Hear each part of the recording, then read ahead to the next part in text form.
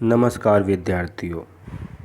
इस वीडियो में आज हम परागकण की संरचना का अध्ययन करेंगे। परागकण आप सभी जानते हो, पुष्प के पुंकेसर से जो छोटे छोटे कण निकलते हैं उनको हम क्या कहते हैं? परागकण कहते हैं। विद्यार्थियों, आपको यह जानना होगा यहाँ पर कि परागकण ही क्या होते हैं? लघु बीजाणु होते हैं। और लघु बीजाणु कहाँ पर बनते हैं? लघु बीजाणु धानी में बनते हैं। लघु बीजाणु कहाँ पर बनते हैं? लघु बीजाणु धानी में बनते हैं। ठीक है, लघु बीजाणु धानी में बनते हैं। परागकण नर युग्मकोद्भिद की प्रथम कोशिका। नर युग्मकोद्भिद की मतलब यहाँ पे हम दो प्रकार के युग्मक पढ़ेंगे आगे चल कर के, नर युग्मक और मादा युग्मक। दोनों का संयोजन होगा और फिर दोनों से क्या होगा? निषेचन होगा। तो परागकण का निर्माण कैसे होता है इसको हम पहले देख लेते हैं। सबसे पहले पुष्प होता है, आप जानते हो। पुष्प में ही क्या होता है? परागकोश होता है। परागकोश से क्या बनती है? 4 लघु बीजाणु धानी बनती है और उसी से यानी प्रत्येक लघु बीजाणु धानी से प्राथमिक बीजाणु जन कोशिका बनती है। इसी से आगे चल कर के पराग मात्र कोशिका बनती है। फिर वही आगे चल कर के लघु बीजाणु या परागकण में लघु बीजाणु या परागकण बन जाती है। हम थोड़ा इसको चित्र से भी देख सकते हैं कि ये हमारा परागकोश है। परागकोश, उसके बाद परागकोश थोड़ा आगे बढ़ाया तो लघु बीजाणु धानी इसमें दिखाई दे रही है हमको 4, और इसमें टेट्राड के रूप में 4 लघु बीजाणु बनते हैं। और उस टेट्राड से, प्रत्येक टेट्राड से लघु बीजाणु पृथक हो जाते हैं और वो पृथक लघु बीजाणु ही क्या कहलाते हैं? परागकण कहलाते हैं। विद्यार्थियों, जो टेट्राड होता है उस टेट्राड में जो चारों लघु बीजाणु होते हैं, ये टेट्राड के जो चारों लघु बीजाणु होते हैं, ये चारों लघु बीजाणु किसके माध्यम से जुड़े रहते हैं? तो ये चारों लघु बीजाणु एक केलोज नाम की परत से जुड़े रहते हैं, चिपके रहते हैं। फिर क्या होता है? ये अलग कैसे होते हैं?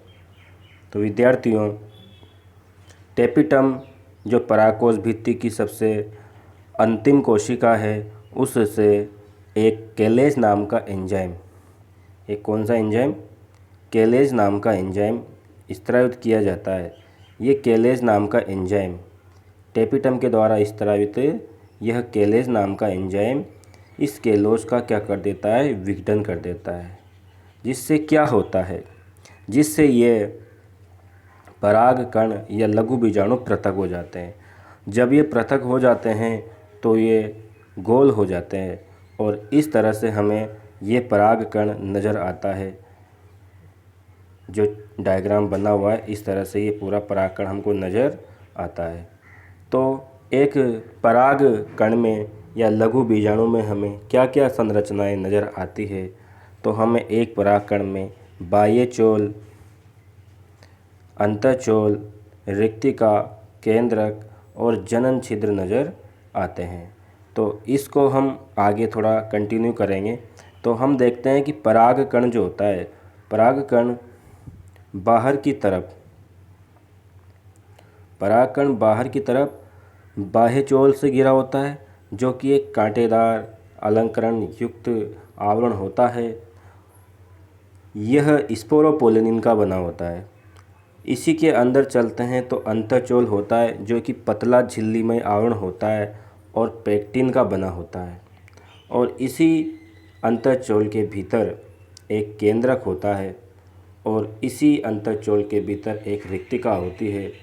और इस अंतःचोल के चारों ओर यानी ये जनन छिद्र होते हैं जो आगे जाकर के किसका निर्माण करते हैं? पराग नलिका का निर्माण करते हैं, जो आगे चल कर के पराग नलिका का निर्माण करते हैं।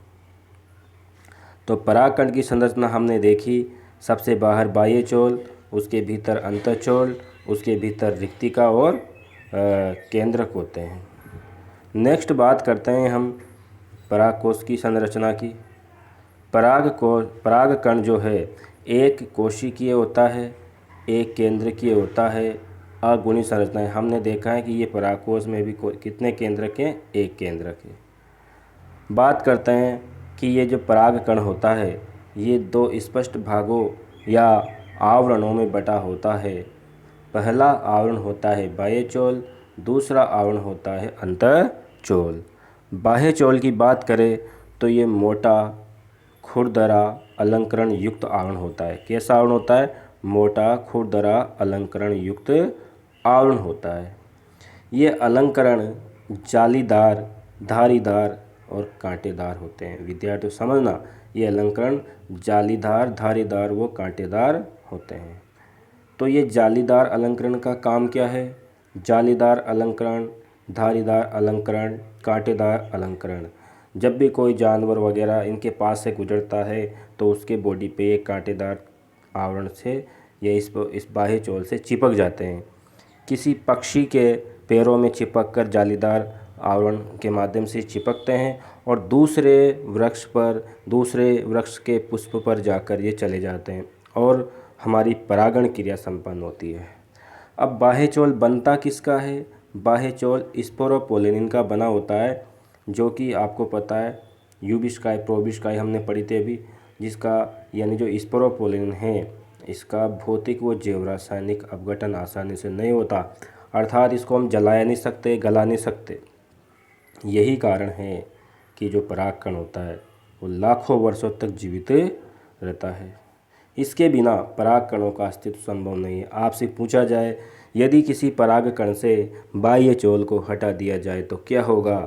तो इससे यह होगा कि परागण क्रिया संपन्न नहीं हो पाएगी, परागकण दूसरी जगह पर नहीं पहुंचेंगे, तो बिल्कुल पूरा पृथ्वी का जो निषेचन चक्र है, परागण चक्र है, पुष्प पादप है, उन सबका अस्तित्व खतरे में पड़ जाएगा।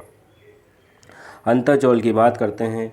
पतला, कोमल, झिल्लीनुमा आवरण होता है जिसमें जो पेक्टिन व सेलुलोज का बना होता है। यही अंतःचोल आगे चलकर पराग नलिका का निर्माण करता है जो परागण में सहायक होती है। अतः बिना अंतःचोल के परागण व निषेचन संभव नहीं है। भाई बाह्यचोल ठीक है, हो या नहीं हो थोड़ा सा फर्क पड़ेगा, लेकिन जब अंतःचोल भी नहीं होगा तो अंतःचोल में क्या होगा? ये पतला झिल्लीनुमा आवरण है और ये सेलुलोज का बना हुआ है, पेक्टिन का बना होता है। यही आगे जाता है और अंतःचोल से ही पराग नलिका बनती है। यही पराग नलिका वर्तिकाग्र पर जा कर के निषेचन क्रिया को यानी परागण क्रिया को संपन्न कराती है।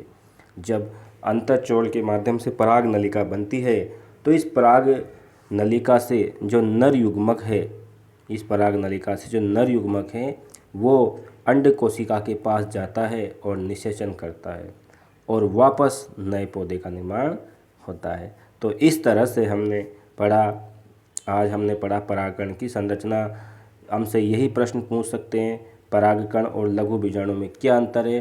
परागकण और लघु बीजाणु एक ही है, इनमें कोई अंतर नहीं है। परागकण नर युग्मकोद्भिद की प्रथम कोशिका है। और मैं बता दूं आपको कि लघु बीजाणुधानी में टेट्राड लघु बीजाणु चतुष्क बनते हैं जो चार लघु बीजाणुओं में बंट जाते हैं। बाद में पहले ये केलोज नाम की भित्ति से चिपके रहते हैं, बाद में ये भित्ति टेपिटम के द्वारा स्रावित एक एंजाइम होता है जिसका नाम है कैलेज। उस कैलेज के द्वारा ये इसका विघटन कर दिया जाता है और चारों लघु बीजाणु क्या हो जाते हैं? अलग हो जाते हैं, परागकण अलग हो जाते हैं। परागकण का क्या कार्य है? परागकण परागण क्रिया में सहायक होता है।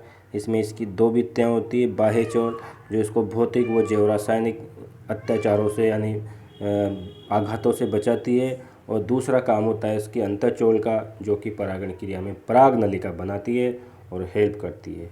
ठीक है, तो इस वीडियो में इतना ही।